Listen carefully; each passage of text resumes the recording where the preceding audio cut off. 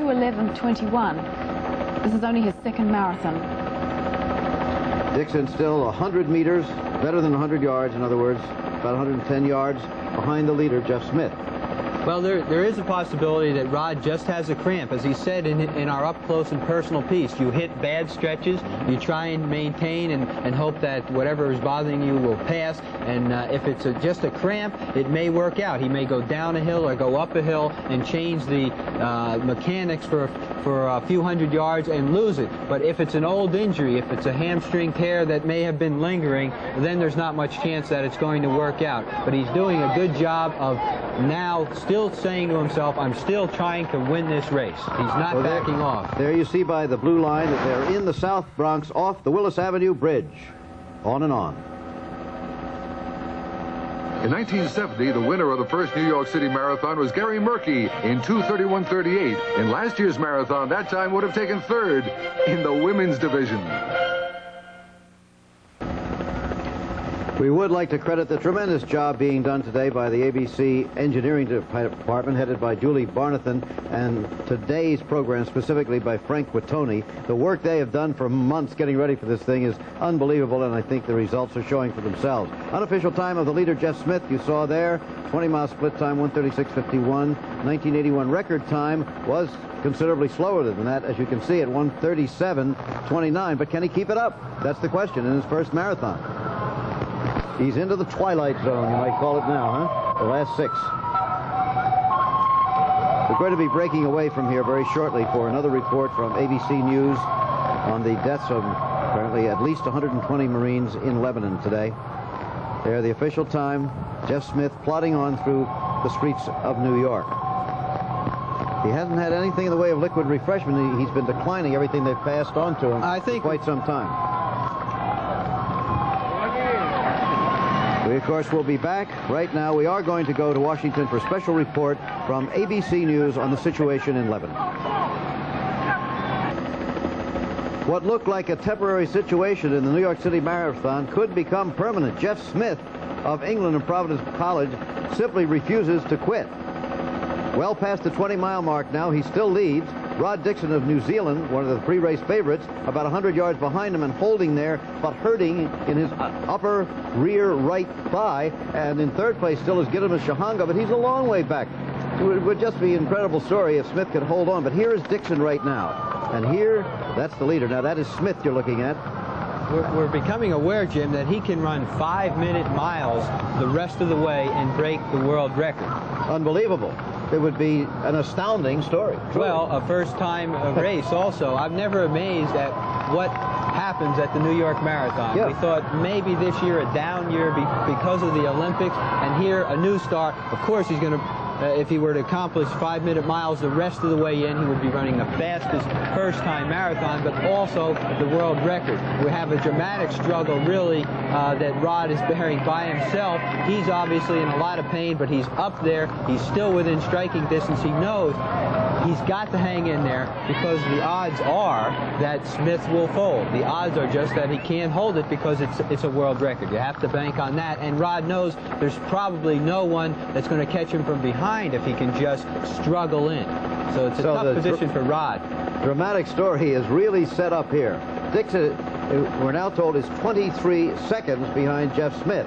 So it's going to take some faltering by Smith or else that cramp to go away, if indeed it is a cramp on Dixon. Yes, I don't know how Rod's been able to stay with this striking distance. He's not losing ground, but we see him miss a step, like he's not running on all cylinders every once in a while, but he may even be making it up from this angle. Now let's check in for the women's division. On the moving vehicle in front of the women's competition is Catherine Switzer, a former winner of the New York City Marathon. Let's go to her now. All right, Catherine. Hi, Jim. Hi. We're out here on First Avenue, and Greta is in command as usual. She's handling the crowd with great serenity. As you'll see, she's looking down. She's very complacent. She's serene. And everybody on First Avenue knows Greta. Even though we're out of the park where there's a lot of crowd, everybody here knows her. It's interesting that she seems to to be frozen away a little bit from the great pack of men that were with her, and I think she's really going to try to go for her record here. Catherine, things are a little bit different in women's running than when you tried to run the first marathon there, huh? They certainly are. A lot different. Now back to the men and Jeff Smith. The pace has slowed down. The most recent mile in 5:07. They're now on a 2:07:30 pace, which would still be a world record. Well, there's a lot happening right now, Jim. Jeff Smith just ran 5:07. He slowed down quite a bit. Rod Dixon is making it up a little bit. Dixon also seems to be grabbing the other leg now, so they're both looking like weekend tennis players, cursing at themselves.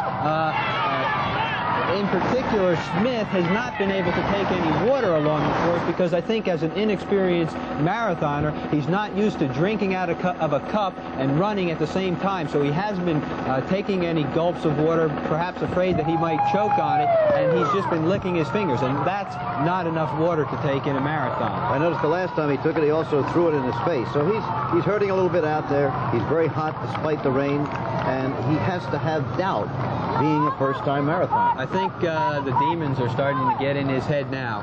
He's really going to have to summon up some courage. And Jeff Smith is probably well aware, maybe he hasn't looked back yet, but from his age, knowing what age he is, about 24, when he turns around and sees Rod Dixon, who has to have been one of his idols growing up as a Commonwealth country, breathing down his neck, we may see his shoulders jump up about 3 inches closer to his ears.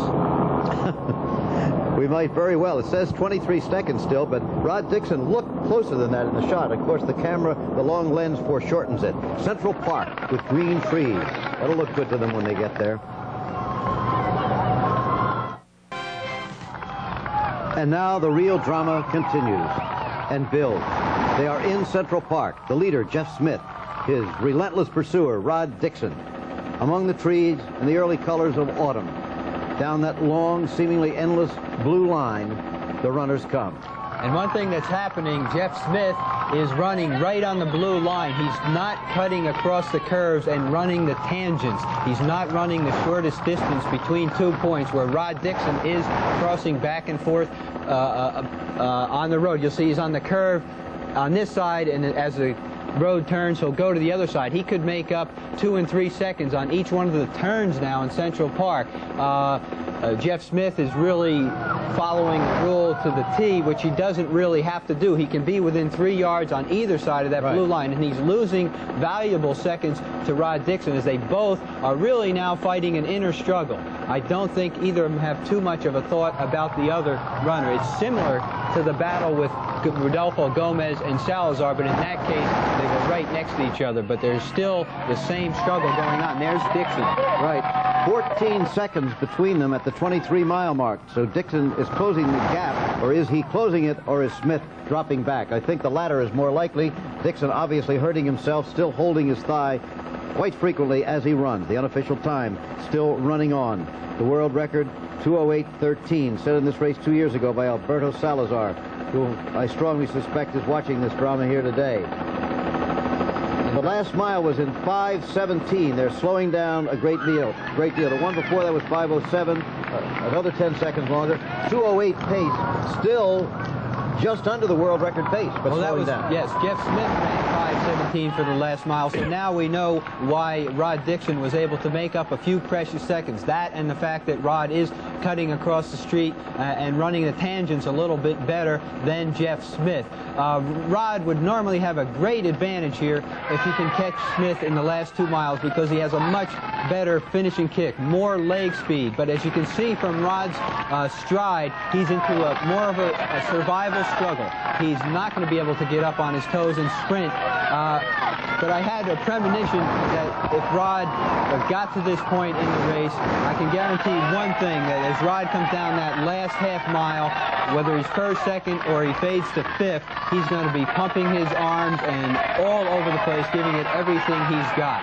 I think we should point out, Marty, as we do each year, a technical point that there really is no world record per se for the marathon. It's called a world's best time. The reason for that being that marathon courses vary so much in their altitude and in their degree of up and down and their difficulty. However, this is not the easiest course in the world, neither is it the hardest. And it will be the best marathon time ever officially recorded if they break it. Well, I think on that note, Salazar's world record was set here. So if Smith does break that record, it would probably be considered the greatest marathon of all time as far as time. Plus, the conditions out there are a little rough, especially as you see him splashing in the puddles. It's very easy to pick up a blister, and maybe that's what some of his grimacing is about. He can run through a blister. If he's grimacing because his thighs are just so tied up and he just doesn't have the energy, that's a different problem. If cramps are what are bothering Dixon, could he conceivably run through them yet? He's going to have to pick up the pace. It's gotten very late now. He has to be able to start picking up the pace to catch Jeff Smith. Jeff Smith has had a real battle here. You see him grimacing every once in a while, trying to take water, but I don't think he's going to make, he's not going to fold. He's not going to give this race to Dixon. It just doesn't look like that's going to happen. It's not one of the marathons where they've been running in overly hot weather, where all of a sudden a heat stroke creeps up on the guy and he has to crawl to the finish. He's going to be able to maintain some type of a pace, maybe between 5 minutes and 5:20, and if that happens, Rod's going to have to work to catch him. And the loud roar continues them. Every step of the way, there's been a roar in their ears. Does he hear it now, though, Marty? I think he does, and I think you see something you don't see a lot from the runners. He's grimacing, almost like a weightlifter. There are some portions here when he hits the slightest upgrade where he really has to dig down to just maintain the pace. He is still 14 seconds ahead of Ron Dixon, so Dixon is not gaining, not yet. Well, there's still the chance that Rod could make the all-out charge over the last half mile or so. Rod has spent his life, he was a 3:53 miler. He was a 13:17 5,000-meter runner. There was a period in the 70s where he and I exchanged the world #1 ranking. So he still has the leg speed, the fast twitch fibers to be able to get up and just sprint for a short period of time, which Jeff Smith probably doesn't have. But there is that age-old argument. At the end of 26 miles, does anybody have any leg speed left? Has it all been pounded out of his leg in those first 25 miles? He may have all the talent in the world, but has Jeff Smith run Rod Dixon off of his feet? Well, Jeff Smith's lead has now lengthened by 3 seconds. Dixon is now 17 seconds behind. The last mile Smith did in 5:14. That's 3 seconds faster than the one before. They are at a 2:08.20 pace. That would be 7 seconds off the world record, but that would still be one of the greatest marathon races of all time. Second fastest, and perhaps the most remarkable in the sense that this man has never completed a marathon, never run a marathon in his life before. Well, I think if he stopped right now, it would be one of the most remarkable races, because it's going to be a very fast time, and it was done off of a suicidal pace. They went out much too fast. It was not run evenly. It was not paced evenly, and he's got to be paying for that now in the later stage. Shahanga set this race up to be very fast, and he went right with it. Earlier, if you weren't watching the telecast, I made predictions that Jeff Smith would not, or that the early pack would not be around, and I was wrong. The man is running the race of his life, as I said in the opening. The winner today will run the race of his life, and both he and Rod Dixon have run the race of their lives. And Jeff Smith, whom it's most unlikely that you watching at home have ever heard of in your life, will be an instant world celebrity if he wins the New York City Marathon, because this is also being televised in some 15 or 16 other countries. It's really become a world event. You saw Dixon laboring on. And look at that close-up. Through the streets of New York. What a technical achievement this is, to be able to see the man's expression, almost to be able to read his eyes in the last 10 minutes of a marathon. Well, we've come a long way from reading about the Olympics in the papers 2 days late, that's for sure. Look at that. His face telling the story better than we could. Believe me, Jim, Rod Dixon will not be trying to let this fellow get away from him. He won't be wanting him to win the marathon. Rod Dixon is a very, very determined and gutsy athlete. He'll be giving it all he's got at this stage. But look at this. There is obvious pain in the man's face. Running on heart now. Yes, and there's a lot of concentration. He's got to concentrate on his form. You almost start to sense each muscle individually and summon it on. Rod Dixon, I can guarantee you, will be off his feet at the finish line. I don't know if he'll be first or second right now, but he will give it everything he has. There's about 20 years of running 100 to 120 miles a week in Rod Dixon's head right now that is going to tell him to push as hard as he can. They've almost gone 25 of the 26 miles, 385 yards. A little more than a mile to go in the New York City Marathon. Dixon wondering from where he can draw some new strength. His thighs paining him. He does not look as winded as Jeff Smith looks, but he's got pain in the legs. Perhaps they just won't move any faster. Well, he's in the position where he's not out of breath. It's that his legs are gone. The thighs are probably very tight, the hamstring also. And as Rod passes that 1 mile mark to go, he knows he's got to go after it. He may not make it to the finish line, but he's in a good position. He's definitely got second, but he's got to go for first now. That's Central Park South you're looking at. And they're coming, angling right down the right side of the center of your picture, really, right now. Central Park South in New York, the great hotels, the Plaza and the others, the Samaritz, New York Athletic Club, expensive apartment buildings. Well, they don't see any of that now. No, one thing that strikes me, in the 70s when I was running, the English countries, the Commonwealth countries, really were very strong in distance running. For a few years there with Frank Shorter and Bill Rogers, the Americans were the marathoners. But now, if Jeff Smith is to win, that's a man from England. Last week in Chicago, an Englishman won. An Englishman won the London Marathon. So the English and Rod Dixon, a Commonwealth country, are coming again very strong in the marathon. Rod Dixon here is now 20 seconds behind. In other words, it looks, if Jeff Smith can finish, it looks like he will win the New York City Marathon. 2:02:43 for 25 miles unofficially. Well, we talked earlier about ordinary people in the race, and one we closed up on was a New York City fireman. Well, here's another fireman, perhaps about to win the New York City Marathon. A former firefighter from England, at age 29, a senior at Providence College in Rhode Island. Unheralded before he came into this race. 2:02:43, the last mile at 5:12. It does not look like they're going to break the record, but whatever he runs is a record in its own way. Jim, I think that Rod Dixon is not going to make a big charge now over this last mile or half mile. I think he realizes that he's got some problems with his hamstrings, and to really try and sprint, he might really pull something and maybe not even be able to finish. He's not able to pull that sprint for which he's so well known for. Well, there he is, Rod Dixon. But a very gutsy performance. You remember I said earlier that Ron Tabb or Rod Dixon, the men who were hanging back, if they won the race off of hanging back, would be considered geniuses. Well, unfortunately now they're going to be considered that they used the wrong tactics and didn't go with the leaders and let it slip away. It's been raining fairly heavily at this point. You saw him splashing through water as he nears Central Park again. Back into Central Park. He'll come. And towards the, look at this, oh, no. Bending over, he almost fell. Wow. Can he make it? It's now one of those can he make it?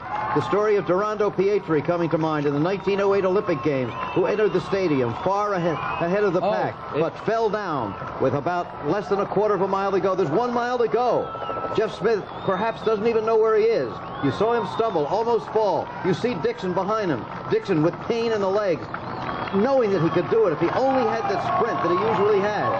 But the legs won't answer, or will they? I think it's like being on the edge of a cliff and not being able to reach that little rock that's going to save you. Rod Dixon sees him out there. He sees him in tremendous trouble. He had to see him stumble, but he just can't reach out there and get him. Is it another Pietri, or is it just a wonderful, great story of courage, of talent, of dedication? It's mental now. It's mental. They're both in the same physical condition.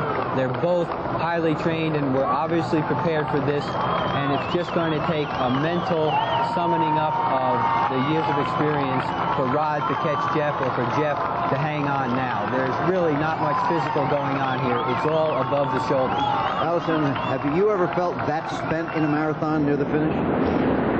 Not as yet, Jim. Not as yet. No, maybe I'm not running fast enough. And in the New York City Marathon, although we've seen high drama, we're used to seeing you and Alberto Salazar and Greta Weitz finish looking at least very fresh. This is the way you expect a marathoner to look when he's near the end of the race. Never a marathoner before, but he sure won now. Dixon is closing. He's Yes, he less than 10 seconds back. And to me, this is the worst position in the world to be, because the sprint now, after 25 and a half miles, to have to sprint. Excuse me, he's now down to 8 seconds. This is going to be a race to the finish, and Smith almost fell again. You saw him stumble. Look at Dixon closing in. They could come beside each other to the finish the way it's going. Coming up to the 2 hour and 7 minute mark. 2 hours and 7 minutes. The record time, world's best, is 2:08:13, set by Alberto Salazar 2 years ago. Coming over carpet. They used to run over grass, the only place where they run on grass in the course, as they come into Central Park. They've carpeted it this year because some of them slipped and tripped before. But then onto pavement again, up to the finish line. Dixon still closing in. Boy, Smith may have some problems with the curb. Just a little stepping over the curb at this point could be upsetting to him. And Allison, you'll probably second that. Rod Dixon would probably like to catch an Englishman from behind more than anybody else. I'm sure he would, Marty. We may see... He's got determination on his face. He's going for it. We may see the greatest finish in the history of marathoning. Here comes Dixon. He's very, very close. They're even. They're basically even now, and Dixon's going to the arms, which he's been conserving. He does have the sprint. Despite the aching thighs, despite the pain in his legs, Rod Dixon is about to has taken the lead from Jeff Smith in the final minute of the race. Smith trying to come back, but the pain, it appears, is going to be too much. Running his first marathon. Rod Dixon running his second marathon of his life. And Dixon, after the long, hard battle to get the lead, is going to do it. It's not over for Dixon. He's having some problems too. He's looking back. He doesn't know if he's got it won yet. Listen to the crowd. 2.5 million, somewhere near that, had seen them on the route. Tens of thousands here near the finish. He's very, very close. Look from overhead and you see the distance between them. Smith really fading now, just when it looked like he had it all wrapped up. But it's never wrapped up in the marathon. He's pouring the pace on now. Where he found the sprint, Marty, I can't imagine. I think he found it 14 and 15 years ago in New Zealand. There it is. Rod Dixon has won the New York City Marathon. Look at him on his knees, his eyes to the heavens, in 2:08:57 unofficially. What a great one. 58. No, 2:08:13. That is the second fastest time in New York. Second fastest time. Rod, we'll see you in Los Angeles at the Olympic Games. I don't think he's amazed that he won. I think he's amazed at how much pain he had to go through. Fred Lebo there, the director of the marathon, the man who started it, congratulating him. God, look, he's got the strength to jump in the air. I can't believe it. What a great day for New Zealand. And there'll be 3 million of them out there watching it. They've been watching it, I'm sure, in New Zealand, your home country, Allison, and Rod Dixon's.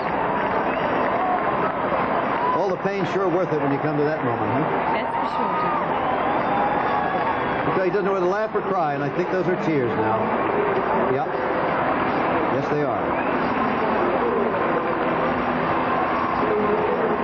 Exhilaration and then the release of tension by tears. Rod Dixon has won the 1983 New York City Marathon.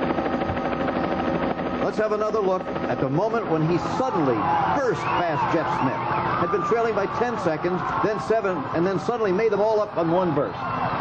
He knew it had to be quick. He knew he wanted to go by fast. He knows that Jeff Smith should be in a little bit of awe of his kick, so he played it for all it's worth. Go by him, go by fast, and hope that Jeff Smith would fold his cards. Jeff hung in, and it looked like he was going to come back for a little bit, and then Rod kept pouring it on. Excuse me, let's go to Jim Lampley with the winner. All right, Jim. Jim, here is the man who has just won, as you said, one of the most dramatic marathon races we'll ever see. For the last 5 or 6 miles of the race, Rod, you seemed to be measuring Jeff Smith, but there was considerable doubt in the minds of many of us as to whether you were going to get there. Was there doubt in your mind? Well, it just seemed for ages and ages to catch him.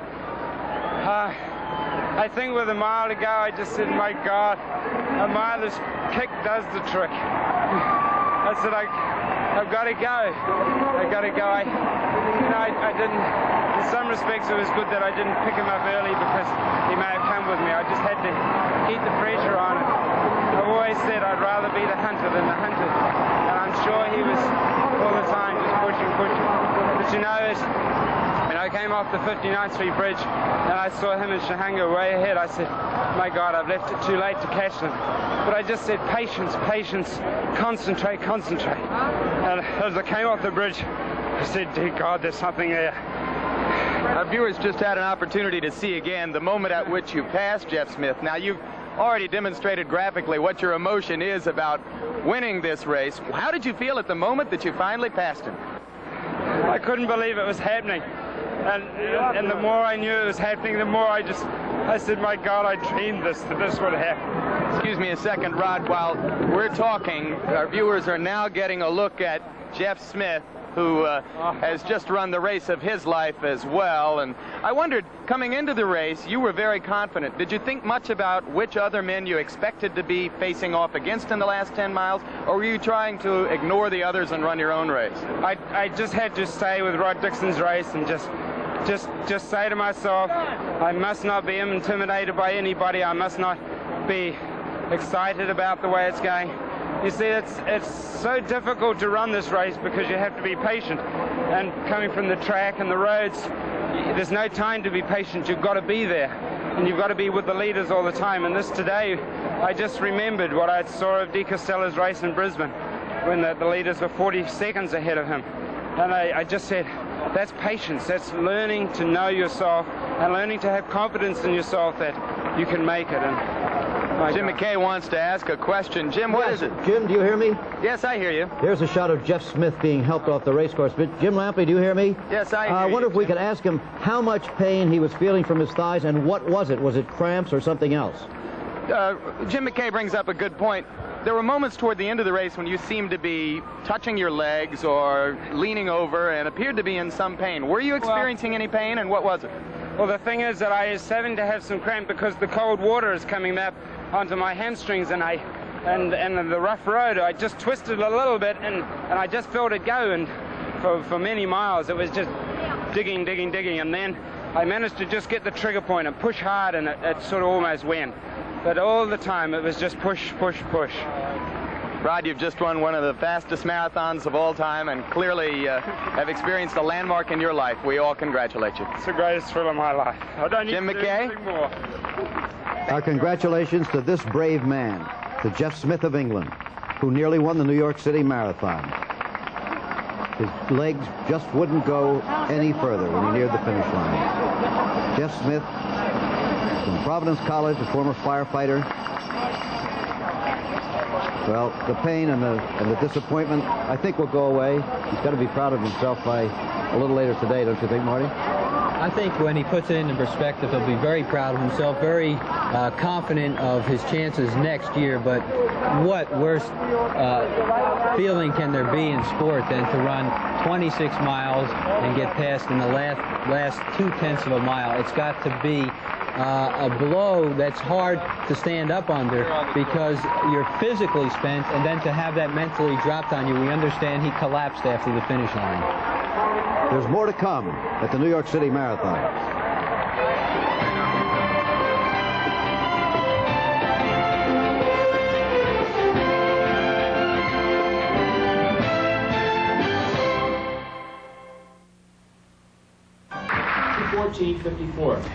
From high overhead, New York City. The results of the men's division. Remember, the women's is not yet completed.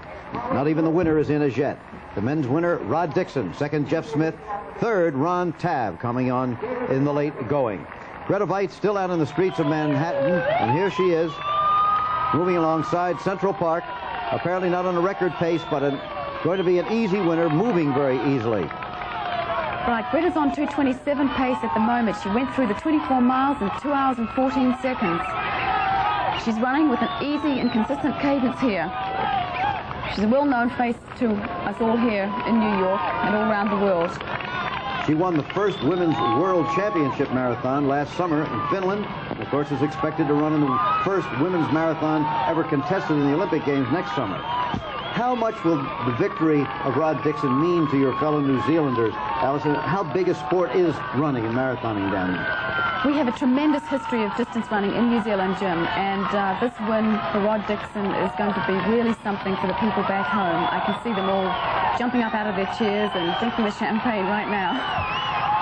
No question. It's a different time of day, though. It's something like, 2 or 3 o'clock tomorrow morning over there, I would think.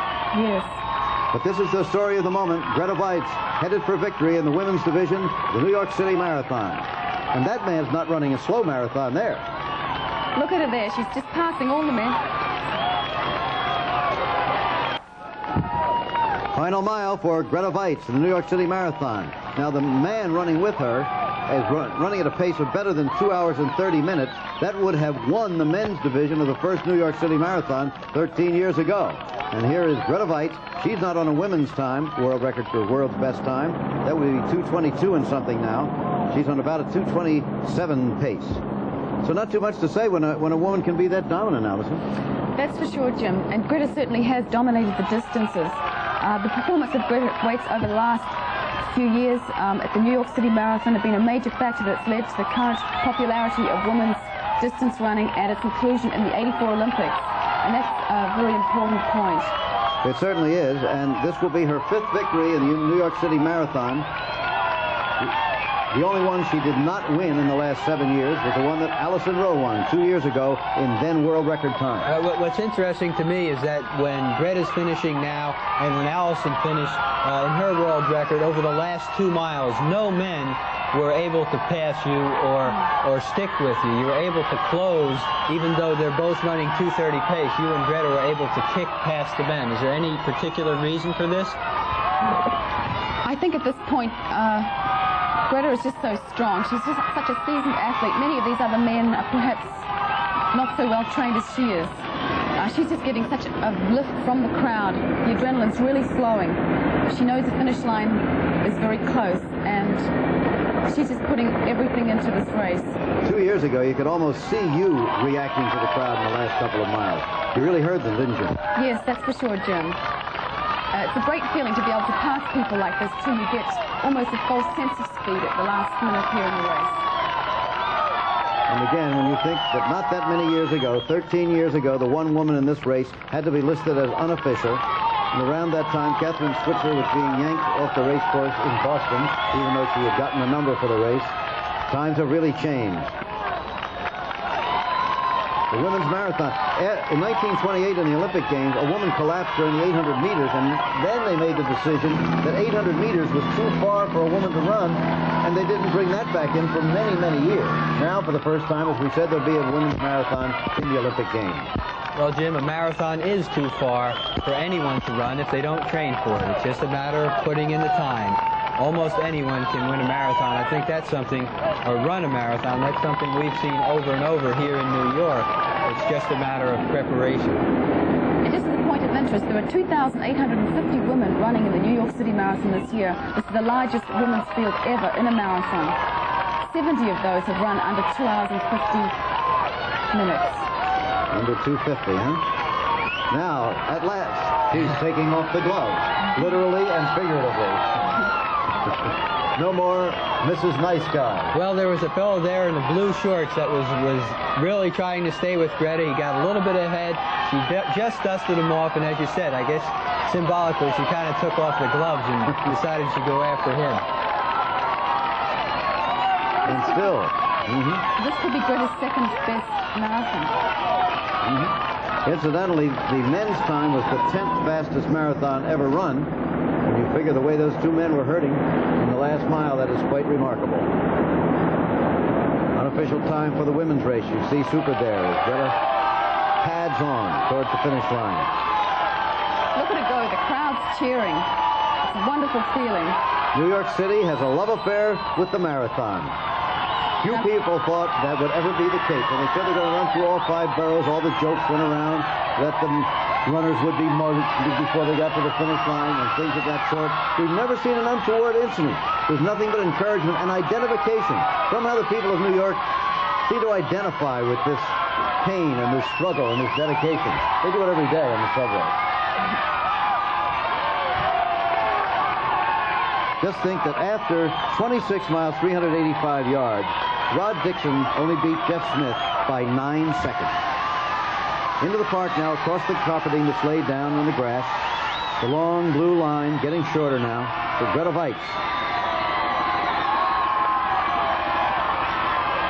The married lady, if you were with us earlier, you saw her husband come out on the course and give her some refreshment and have a little meeting with her, really, as he ran alongside. I think as she came off that bridge, it's the 15-mile mark, and they probably discussed, maybe had some certain time set up to discuss at that point whether she should go for the record or just try and go for the win the race, which is the most important thing to Greta. She said that over and over again, just try and win it, the last big marathon before the Olympic Games, and it looks like that's what she's going to come away with, a big win, but probably no record. And there she was waving to the crowd. Yep. She'll have another wave pretty soon when she goes out with that finish line banner. She hardly shows any signs of strain. She's comfortable, she's relaxed. She knows she has it sewn up. Cheering just as loud, I think, almost as loud as it was for the two men when they battled it out to the finish. Greta's last 2 miles have been run at 5:29 and 5:20. Stepping up the pace when she took off the gloves. A wave with the left hand now. Giving each side of the crowd equal time.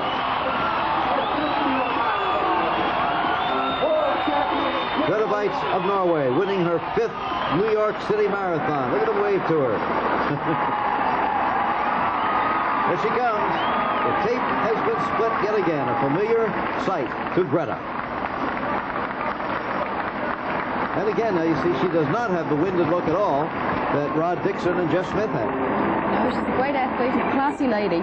She's really a great star here in New York. When she first came over to run in the marathon, there was a lot of feeling that she'd been invited as a big name, not as anybody who had a realistic chance of winning a marathon. It was her first marathon then, but she won it and won it so impressively and has done it again. We hope to have a word with Greta when she cools off just a little bit. Congratulated again by Fred Lebow, the director. Another look at her winning moment. We'll be back.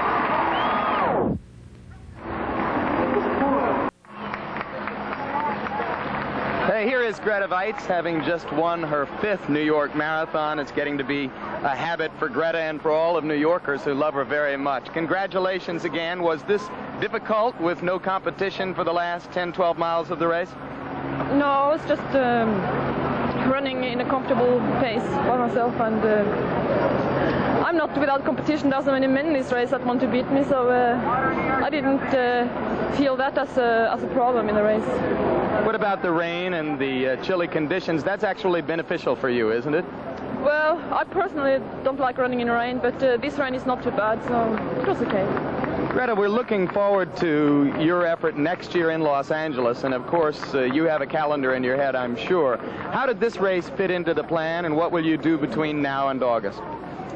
Well, I don't know if I'll run another marathon before Los Angeles, because this year, in 7 months, I've done 3 marathons, and that is very unusual for me, because normally I only do 1 a year. So I think that New York is, of course, after Los Angeles, so there is a chance that I come back, and I would very much like to come back. Your impressions of New York as you saw it today, does anything change here? No, they are very supportive, and I feel very much welcome here in New York, and I appreciate that. Well, we appreciate having you here. Thanks again for coming, and congratulations again. Also here in the interview area is the man who finished 2nd in the men's race, Jeff Smith, who has come from the medical area, and as soon as he gets his sweatpants on, we'll have an opportunity to talk to Jeff.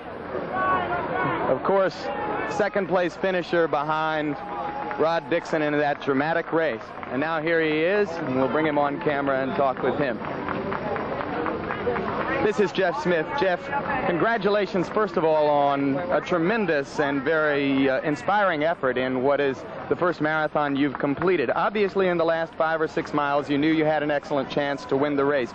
Were you aware of Dixon behind you, and did you feel his presence? I didn't feel his presence till somebody shouted he's 50 yards behind you at a mile to go, but from about 6 mile out I was getting cramps in my leg. Every couple of yards I was pulling a little bit, and I was just trying to concentrate on getting myself to go, and then the last 3 miles I was starting to feel really tired, and you know, the muscle spasms seemed to be coming faster.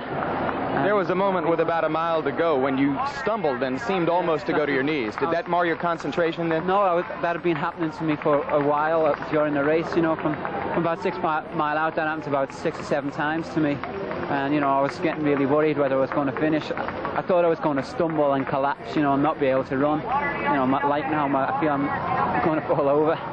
Your emotions at that point must have been swinging wildly between the elation of thinking that you might win and the fear that something was going to happen.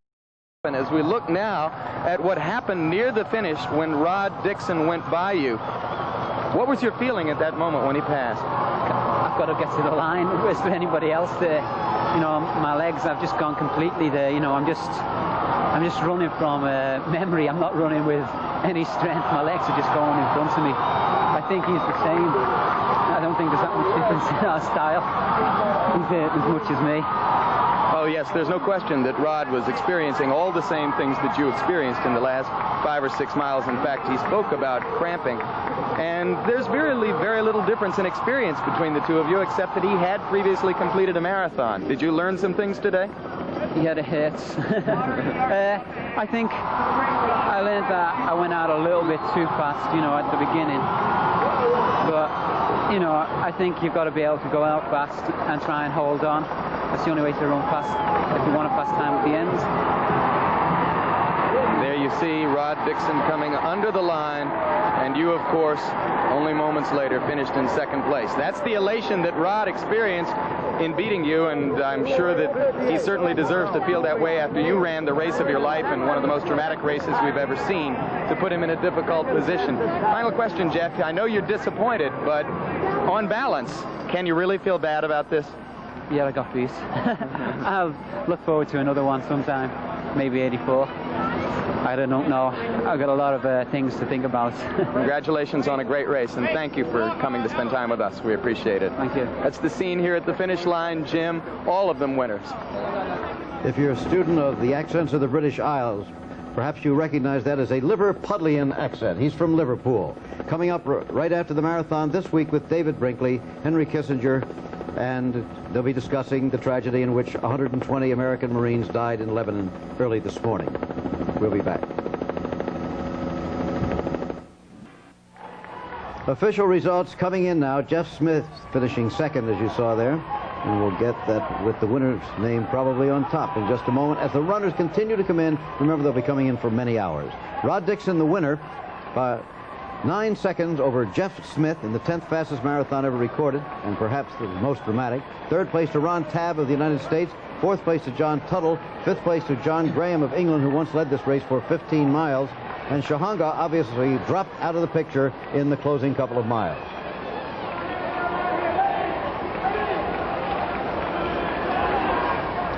We'll have the women's official results very shortly here.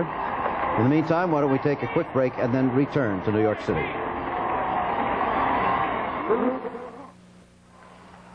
Before we leave, we'd like to thank the ham radio operators who were of tremendous help in providing split times during the race that we saw today. And what a race it was. Rod Dixon winning. Another look at that. Our thanks to Marty LaQuarrie and to Allison Rowe here in the studio, to Bill Rogers and Catherine Switzer on the vehicles, to Diana Nyad overhead in the helicopters. This was Rod Dixon, a winner, and a dramatic and colorful winner. There they are, Rod Dixon and Grete Waitz, the men's and women's winners of the 1983 New York City Marathon. And out there somewhere are still Linda Down, the cerebral palsy victim, and Sister Mary Gladys Murphy, and the rabbi, and the mother of 10 children, and all the people running for their own victories, their victory to finish the New York City Marathon.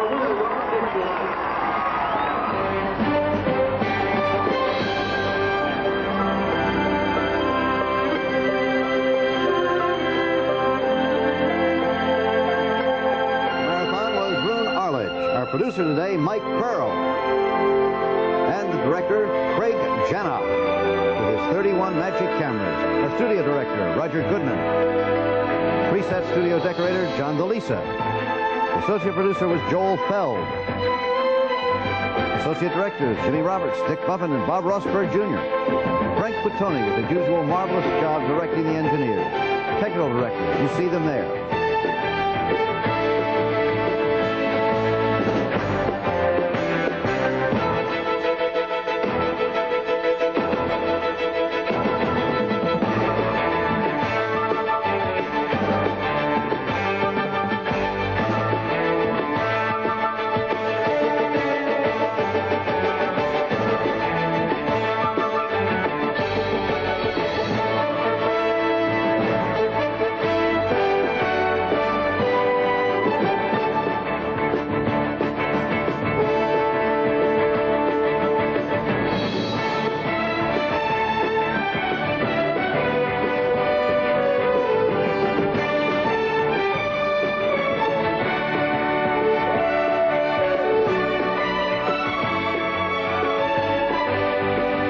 Tonight at 9 Eastern Time, ABC's football special, the Los Angeles Raiders against the Dallas Cowboys. Travel arrangements made through and a promotional fee paid by United Airlines, the official airline of the 1984 LA Olympic Games and proud sponsor of the United States Olympic team. Coverage of the marathon has been a presentation of ABC Sports, recognized around the world as the leader in sports television.